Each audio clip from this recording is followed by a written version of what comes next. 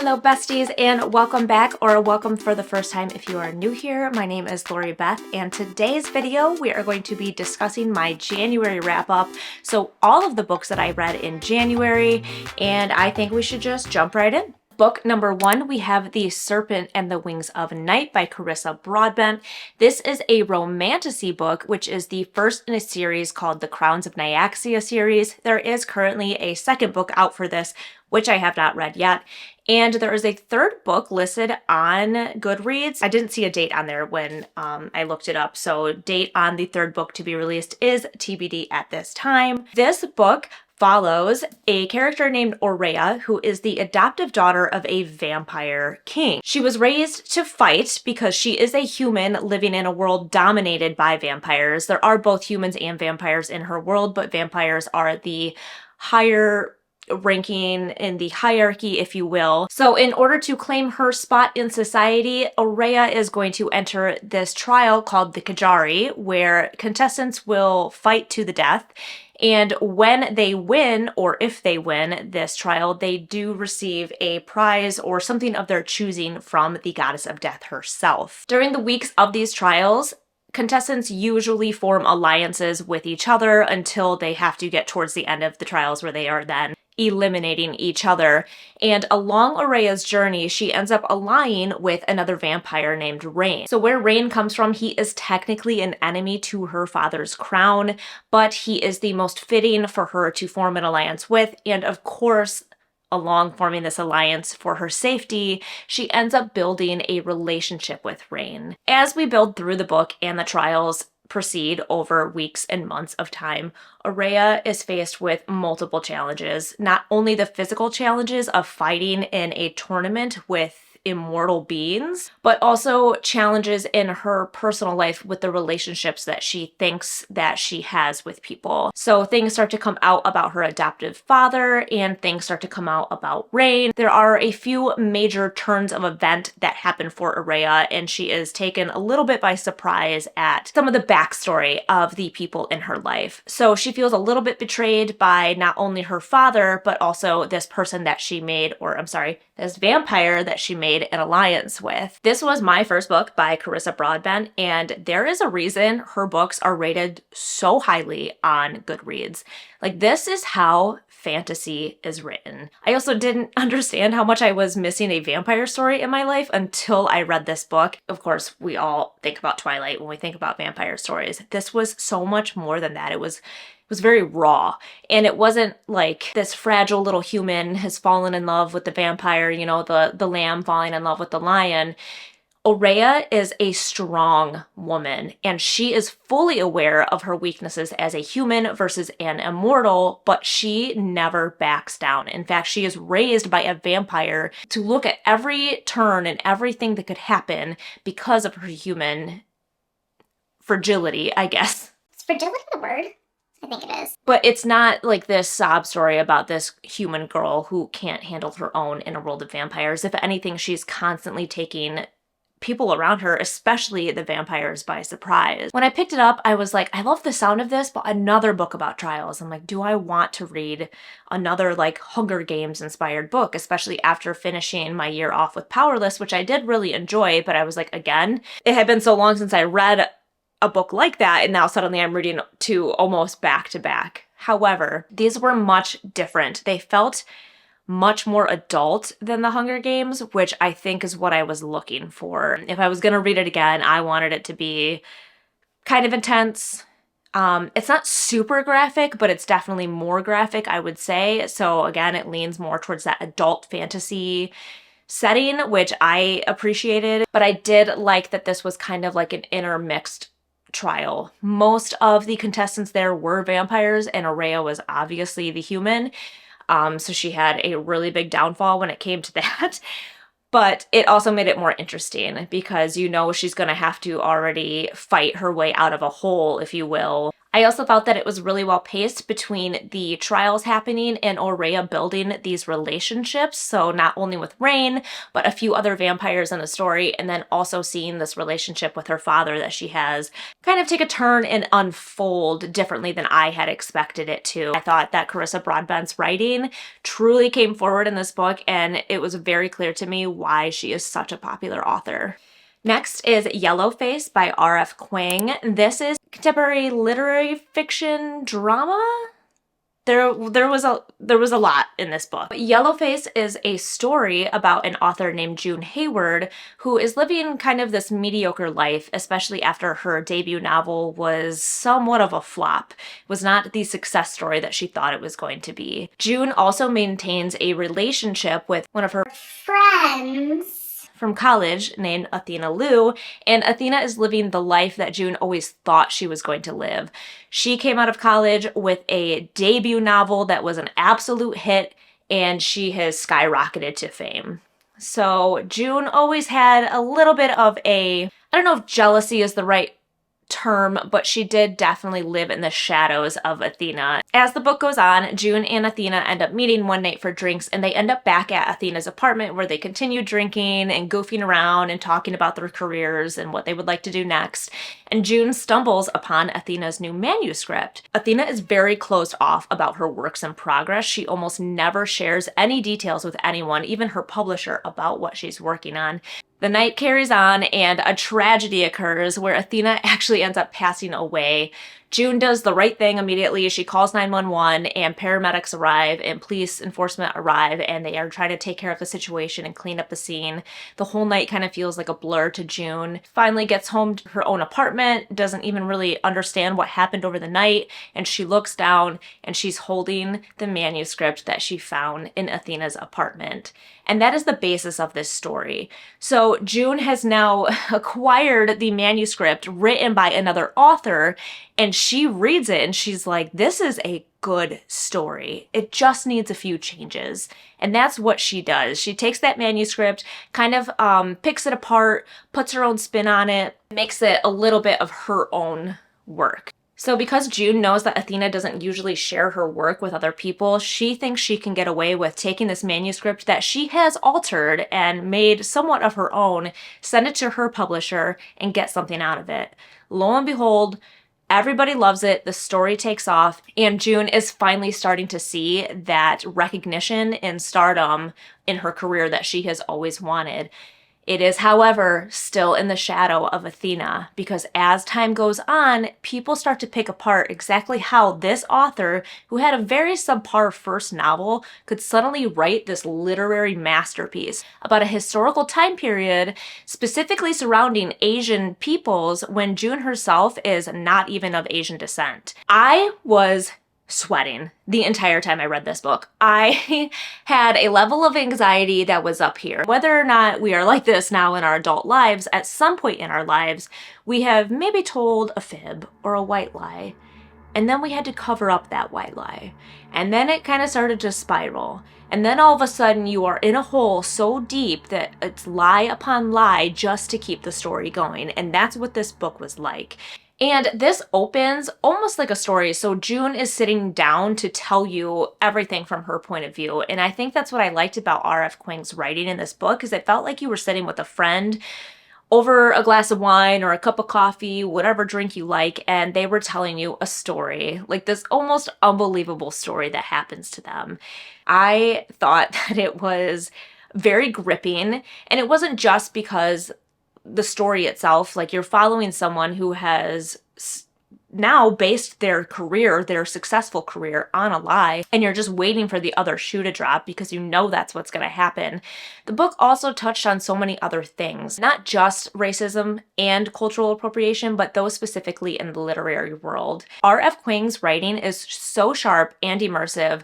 I was definitely feeling like just a heartbeat the entire time I read this. Like my pulse was racing. So if you are looking for a quick page turner that somehow touches on very important topics at the same time, this was a great book to read. And one of the other books I read in January, which was one of my most anticipated reads to get to in this year, Kingdom of Ash by Miss Sarah J. Maas. This is the 7th and final installment in the Throne of Glass series. And if you are not aware of this series, this is everything from romantasy to high fantasy to epic fantasy.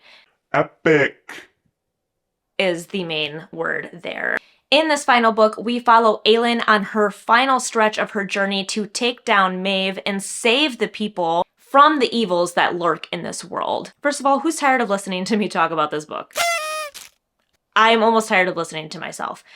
I did a whole vlog on finishing this book and the emotions I was feeling while finishing this book. So I'm not going to go into too much detail because I don't want to give any spoilers for either the book or the series. All I'm going to say is I laughed, I cried, I bit my nails in anticipation. It was everything that I wanted. It was everything I wanted it to be. The battle scenes were epic. The love was loving, and I didn't know that a 1,000-page book could feel like it was a 200-page book. That's what it was like to me. I never at one point in time thought that the story dragged on. Everybody kind of finally came together. All of these stories were intertwining, and it all made sense, and it was all leading to the big finale that I knew Sarah was going to deliver for me. The only other thing I'm going to say is that this book ripped my heart open. It mended it back together again. And I am a Sarah J. Maas fan. Sorry, not sorry. And next we have Alone with You in the Ether by Olivia Blake. This is a contemporary fiction book, but it is also a love story. I wanted to read the synopsis of this book to you because I think that I could summarize it better than I could do myself, because I want you to get the weight of this book from the description of it. Chicago, sometime. Two people meet in the Art Institute by chance. Prior to their encounter, he is a doctoral student who manages his destructive thoughts with compulsive calculations about time travel. She is a bipolar counterfeit artist undergoing court-ordered psychotherapy. By the end of the story, these things will still be true. But this is not a story about endings. For Reagan, people are predictable and tedious, including and perhaps especially herself. She copes with the dreariness of existence by living impulsively, imagining a new, alternate timeline being created in the wake of every rash decision. To Aldo, the world feels disturbingly chaotic. He gets through his days by erecting a wall of routine, a backbeat of rules and formulas that keep him going. Without them, the entire framework of his existence would collapse. For Reagan and Aldo, life has been a matter of resigning themselves to the blueprints of inevitability until the two meet. Could 6 conversations with a stranger be the variable that shakes up the entire simulation? So this book to me was like reading controlled chaos. The characters in this book come off as slightly cold, if not a little bit like too smart for the people that are always around them. And as they fall into each other's lives and into each other's worlds, you start to see them from so many different angles that you can't help but fall in love with them a little bit. They are both just so specific in their way of thinking and their way of living. And then as they start to meld together, it creates this relationship that does become a little bit chaotic, and you're almost thinking it's going to verge on the side of toxic, but it never really quite goes there. I think it was a beautiful story about watching someone who struggles with mental illness and mental well-being fall into the lap of someone who has never really thought emotionally before. So he is a doctoral student, so he's clearly very smart and always thinking with his brain and never really putting much thought into emoting and what falls behind human emotions. So it's kind of a learning curve for both of these people, where Reagan is trying to live her life with this mood disorder that she has, and Aldo is trying to figure out how to support someone that he ends up falling in love with. It was a beautiful story about two people kind of becoming a little bit obsessed with each other, and then also in the middle of it still realizing that they had to take a breath, realize what it is that they needed and what the other person needed, and then fight for that together. So I have never actually read an Olivia Blake book before. I read In These Hallowed Halls this past fall, and that is an anthology of short stories, and she had a story in there that I absolutely devoured. Out of all of the short stories in that book, hers was probably my favorite. So I had this inclination that I was going to absolutely love her writing. I have the Atlas 6 very high on my TBR for this year, especially now after reading this one. But I felt like this was such a good introduction to Olivia Blake's writing in general. Once I finished the book, I read through the acknowledgments, which I don't even always do, but I just had this like pull in me to read the acknowledgments of this story. And it turns out that Olivia Blake herself deals with a mood disorder.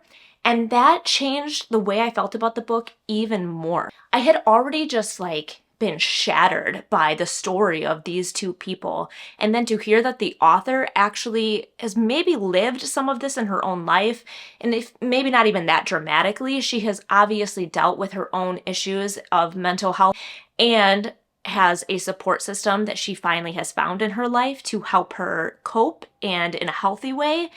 And it just made the story seem like it was almost a diary, or if Olivia Blake was to write a story about herself, maybe this was what it would have been. This book touches on some heavy topics like mental health and mental well-being, but it's not just that. It's about how something like that can affect not only the person that suffers with the mental illness, but the people in their lives, and how you can kind of live a life together with a very good support system when you do struggle with mental health. And Olivia Blake in general, she just has something special about her writing. It's not even lyrical. That's not the best way to describe it. It's almost baffling and a little chaotic and a little dismantled, but it all ends up making sense. I can see that her writing is something that you will always just get truly lost in. And last but not least on my list is What You Are Looking For Is in the Library. This is by Michiko Aoyama, and it was translated by Allison Watts, and I hope that I am pronouncing the author's name correctly, so please forgive me if I'm not. I am trying my best. So this is a book of short stories, and it's written almost like with a magical realism narrative. Each short story in this book follows a person who is kind of at an impasse in their life, whether it's personal and relationships or work and career. They are all kind of coming to a fork in the road when it comes to their own lives. So each person in their story ends up somehow directed towards this community center that has a library there. When they all end up at this library, they think they are going in for something either very specific or they're not even exactly sure what they are looking for. So they are directed to talk to the librarian. She is described as this like larger than life woman, like literally. One of the characters in their story describes her as the Stay Puft Man from Ghostbusters, and I thought that was the funniest description. I don't know why I couldn't get that out of my head, but it almost made her very like warm and charming. Like you could kind of see, even though she was like this larger than life woman, she was just someone that you could be immediately drawn to. So she has this ability to take what they have said to her about what it is that they are looking for and give them a list of recommended books that could help them with their needs. They will usually then discover a random book on the list that doesn't seem like it really fits what they were needing. These could be anything from like a children's story to an encyclopedia full of pictures, but they end up getting very sucked into these recommended books by the librarian. All of the characters in this book are basically at a point where they feel really down or almost kind of sorry for themselves, and through reading these suggested books by the librarian, suddenly come to realize what it is that they need to do to get over this hump in their life. This was a book full of wisdom, full of heart. It kind of weaved together how most of us feel about reading in general and libraries, but not just that, how sometimes we can feel really stuck in our own lives and we need to take inspiration from something around us. Most of them end up going back to this library and being so incredibly thankful to this librarian for her suggestions and that she really helped push them forward in their lives. And she's very quick to remind them that she didn't really do anything. All she did was give them a book she thought they would enjoy. They were the ones that actually came to the conclusions of what they needed to do to progress and push themselves forward all on their own. If I had to summarize this book, I would say that it felt like a hug, but like while you were wrapped in a warm fuzzy blanket with like a cup of coffee or a cup of tea or a cup of whatever it is that you like to drink. It was just so warm. I also loved that it was a book of short stories. So yes, they are longer technically than reading a chapter, but there's something really carefree about reading a book of short stories where you can just read that one story and put the book down and go back to it later. You never really feel like it's too broken up and you never feel like it drags on too long. It was really the best way to wrap up the month for me, in my opinion. I look forward to reading more from this author, and also this was my first translated book that I've ever read. I do plan on reading Before the Coffee Gets Cold this month in February, so I'm hoping I enjoy that one just as much, but I would definitely be looking for more suggestions on any translated books as well. All right, so there you guys have it. Everything that I read in January. I felt like it was a great month for me. I truly enjoyed every book that I read in January. There was nothing in there that was like less than 4 stars, I believe. I'd have to go back and look at my Goodreads, but I think everything was 4 stars and above, and that for me is a good month of reading. No DNFs either, which was also really nice. Thank you so much for joining me today, besties. I hope you enjoyed the content. If you did, take the time to like and subscribe. It always helps a girl out. If you have read any of the books that were on my January TBR, I would love to know your thoughts about those books. Or if your TBR looked different for January and you think there was something really good on there that I should know about, drop that in a comment below. I am also going to link the video to my last vlog where I go into more depth about me reading Kingdom of Ash and all of the feelings that I was feeling during that journey. As always, it's been an absolute blast, and I can't wait to see you guys in the next one.